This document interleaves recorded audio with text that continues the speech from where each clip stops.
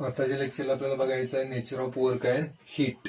आता हे nature of work and heat बघण्याच्या अगोदर एक गोष्ट आपल्याला लक्षात ठेवायची या ठिकाणी, जी काय एनर्जी असते एनर्जी, तर ह्या एनर्जीचे जे काही फॉर्म्स आहेत त्या एनर्जीच्या फॉर्म मध्ये हे दोन फॉर्म आहेत. कोणकोणते? वर्क आणखीन हीट. हे एनर्जीचे काय आहेत? दोन फॉर्म आहेत. ही गोष्ट अगदी व्यवस्थित लक्षात ठेवायची. कोणते? वर्क आणि हीट हे एनर्जीचे दोन फॉर्म्स. आता आपल्याला पहिला काय एक्सप्लेन करायचा आहे? Nature of work. आता जर आपण मेकॅनिक्स मध्ये विचार केला, त्याच्यामध्ये मेकॅनिक्स प्रमाणे जर का विचार केला तर मेकॅनिक्स प्रमाणे जे काही वर्क असतं, work is nothing but the product of, product म्हणजे गुणाकार. कशाचा गुणाकार असतो?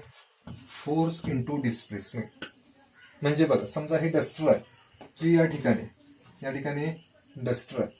ह्या डस्टरला मी इकडून समजा मी फोर्स त्याच्यावर अप्लाय केला. फोर्स अप्लाय केल्यानंतर इथून डस्टर समजा ते सरकत इथंपर्यंत आलं, तर जे त्या मूळ ठिकाणी होतं तिथून ते इथंपर्यंत आलं, हे जे काय डिस्टन्स असणार आहे that is the displacement.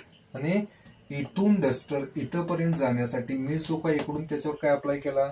Force apply केला, त्यालाच काय म्हणायचं आहे? मीन्स काय? मेकॅनिक्स मध्ये कसं असतं? Work is nothing but product of force into displacement. Force आणि डिस्प्लेसमेंट यांचा जो काय प्रोडक्ट असतो तो म्हणजेच काय असतं? वर्क असतं. हे कशामध्ये? मेकॅनिक्स मध्ये. मात्र जर आपण थर्मोडायनामिक्स मध्ये विचार केला, कशामध्ये? थर्मोडायनामिक्स. तर थर्मोडायनामिक्स मध्ये काय येतं? थर्मोडायनामिक्स मध्ये work is nothing but product of pressure and volume. कशाचं प्रोडक्ट घ्यायचं? त्याच्यामध्ये प्रेशर आणि व्हॉल्यूमचा प्रोडक्ट घ्यावा लागतो, आणि त्यालाच pressure volume type of work सुद्धा म्हटलं जातं.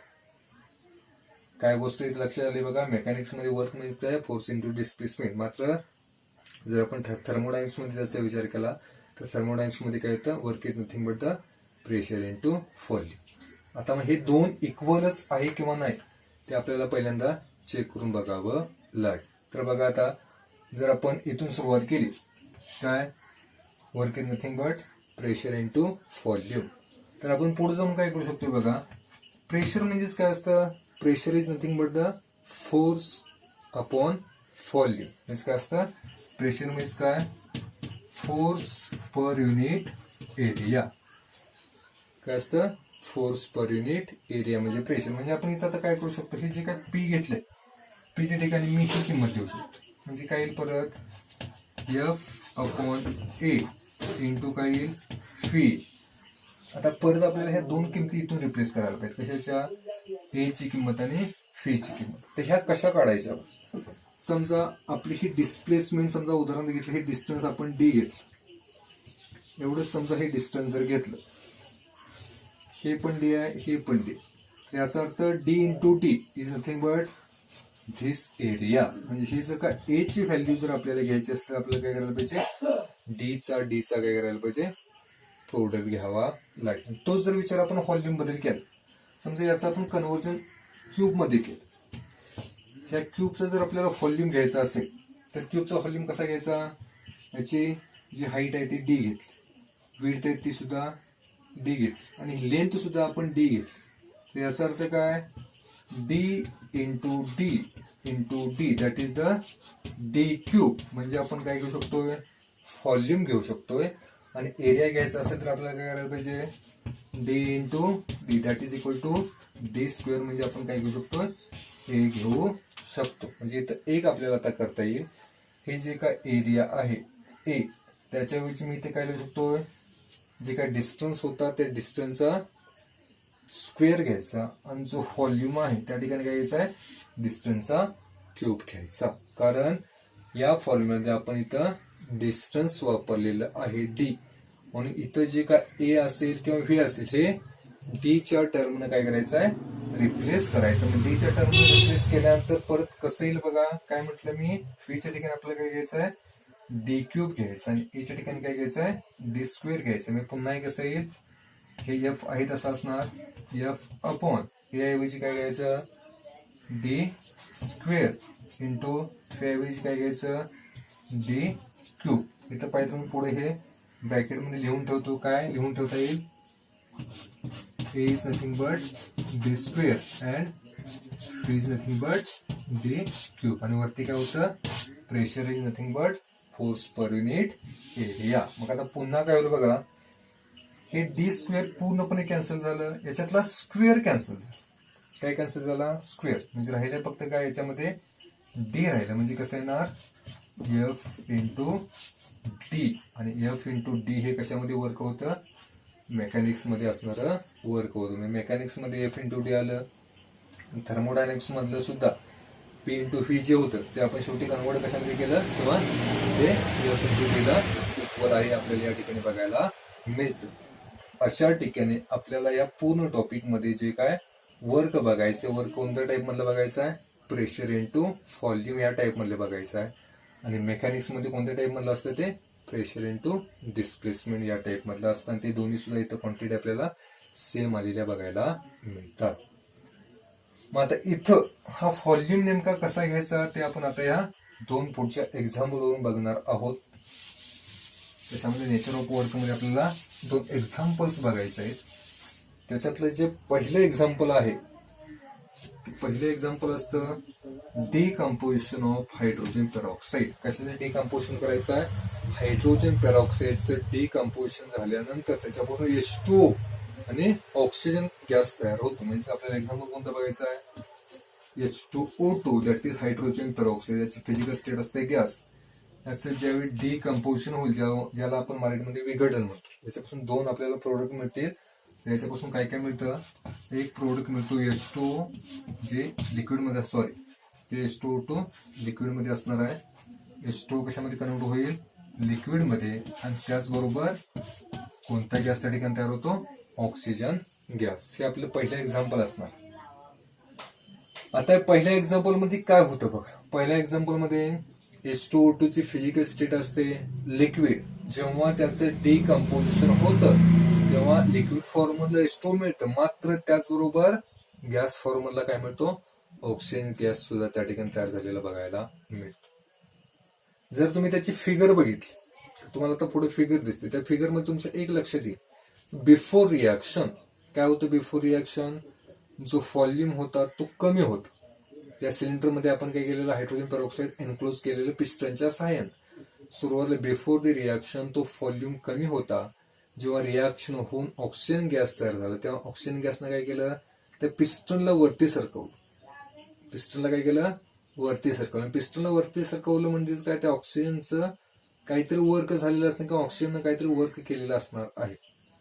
म्हणजे या ठिकाणी एक गोष्ट लक्षात येते की पिस्टनला जर का वरती उचलायचं असेल, म्हणजे जेव्हा गॅसचं काय होतं, एक्सपान्शन होतं, तेव्हा त्या सिस्टीम कडून ते वर्क घडलेलं असतं. सिस्टीमचं जेव्हा एक्सपान्शन होतं तेव्हा काय समजायचं, सिस्टीम कडून वर्क झालेलं आहे. आणि जेव्हा सिस्टीम कडून वर्क होतं तेव्हा त्या सिस्टीम मधली जी एनर्जी आहे ती एनर्जी कमी होते. कारण कोणतंही वर्क करण्यासाठी जर का एनर्जी यूज झाली तर त्या ठिकाणी एनर्जी डेफिनेटली काय झालेली असणार आहे, डिक्रीज झालेली असणार आहे. म्हणजे त्या पिस्टनला वरती उचलण्याचं काम, किंवा वरती उचलण्यासाठी कुणाला एनर्जी वापरावी लागली, सिस्टीमला एनर्जी वापरावी लागली. म्हणजे सिस्टीमची एनर्जी काय झालेली असणार आहे, कमी झालेली असणार आहे. अशा ठिकाणी त्याला म्हणायचं आहे वर्क ऑफ एक्सपान्शन. एक्सपान्शन का, कारण गॅसचा व्हॉल्यूम काय झालाय, इन्क्रीज झालाय, म्हणून त्याला म्हणलं जातं वर्क ऑफ एक्सपान्शन. फिगरवरून पण आपल्या लक्षात येतं की सुरुवातीला जो काय व्हॉल्यूम होता तो कमी होता, आणि ऑक्सिजन गॅस क्रिएट झाल्यानंतर किंवा तयार झाल्यानंतर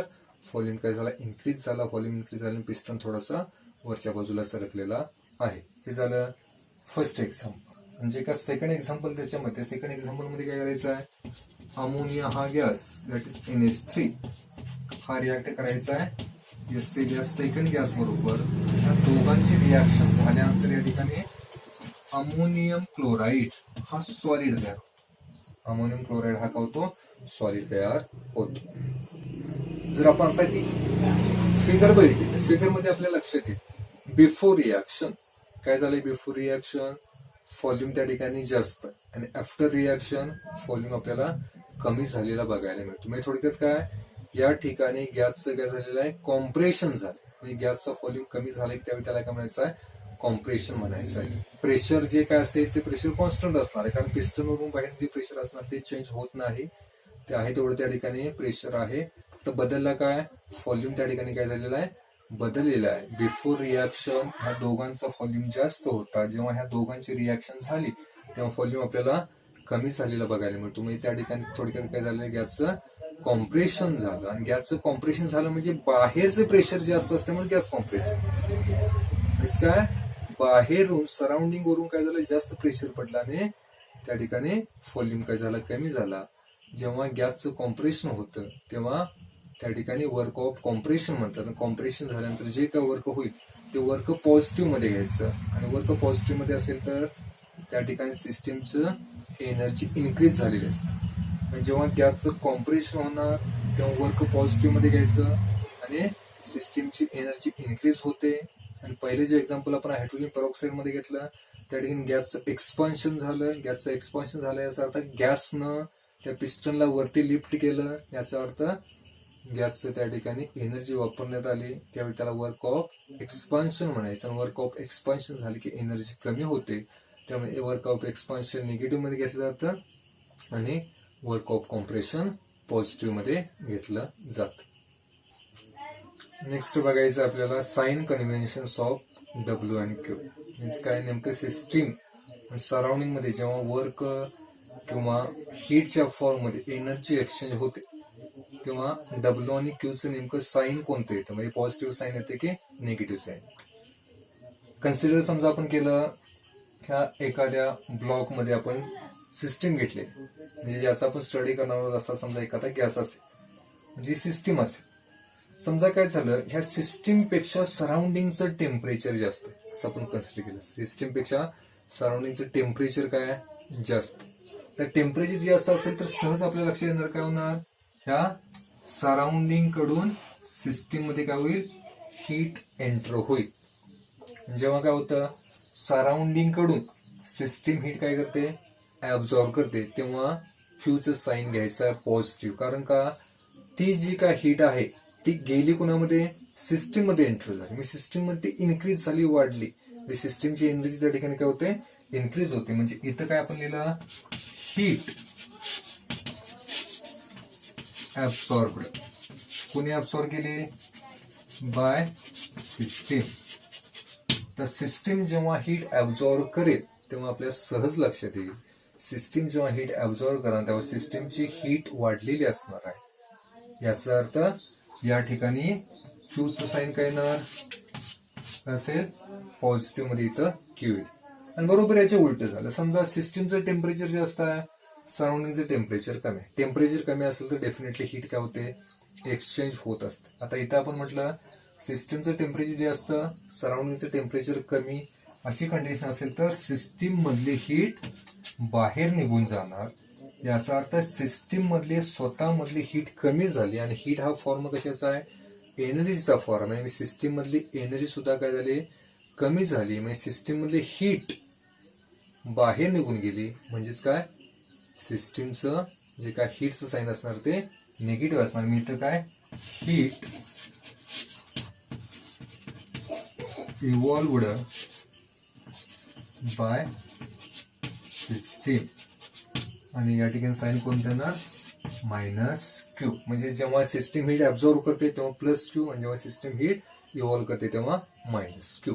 हे झालं हीट बद्दल. आता आपल्याला वर्क बद्दल बघायचं. आता मगाशीच आपण म्हटलेलं, समजा बाहेरून सराउंडिंग कडून जर का सिस्टीमवर वर्क झालं, कुणाकडून, सराउंडिंग कडून सिस्टीमवर वर्क झालं, तर अशा ठिकाणी सिस्टीमचं थोडक्यात कॉम्प्रेशन होतं. सिस्टीमचं कॉम्प्रेशन झालं की सिस्टीमची एनर्जी वाढत असते.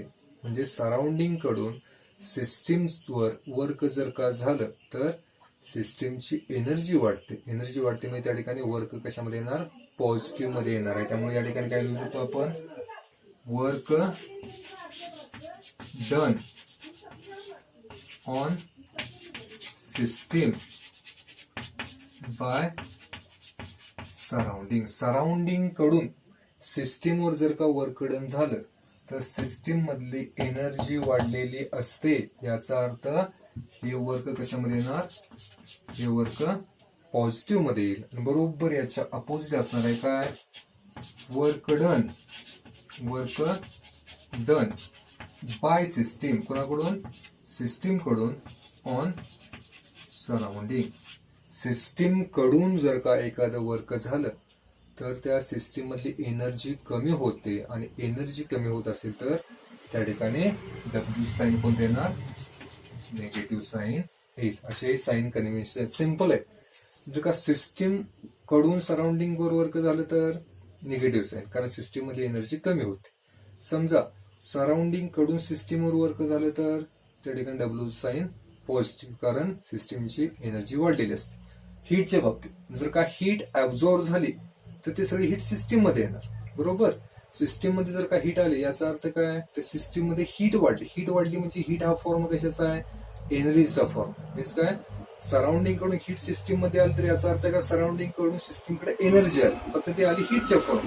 तर सराउंडिंग कडून एनर्जी जर का सिस्टीम मध्ये आली तर याचा अर्थ सिस्टीम मध्ये एनर्जी वाढली, म्हणजे त्या ठिकाणी येणारी हीट ही वाढलेल्या फॉर्म मध्ये असतात. म्हणजे त्या ठिकाणी साईन कोणतं घ्यायचा? पॉझिटिव्ह घ्यायचा आहे. आणि समजा सिस्टीम मधली हीट बाहेर निघून गेली तर सिस्टीम मधली हीट कमी होणार. हीट हा फॉर्म कशाचा आहे?